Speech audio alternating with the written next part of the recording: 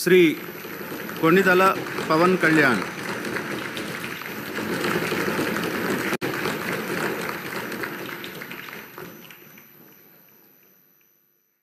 కొణిదల పవన్ కళ్యాణ్ అనే నేను శాసనసభ సభ్యుడిగా ఎన్నికైనందున శాసనం ద్వారా నిర్మితమైన భారత రాజ్యాంగం పట్ల నిజమైన విశ్వాసం, విధేయత చూపుతానని, భారతదేశ సార్వభౌమాధికారాన్ని, సమగ్రతను కాపాడుతానని, నేను స్వీకరించబోయే కర్తవ్యాన్ని శ్రద్ధాశక్తులతో నిర్వహిస్తానని దైవ సాక్షిగా ప్రమాణం చేస్తాను.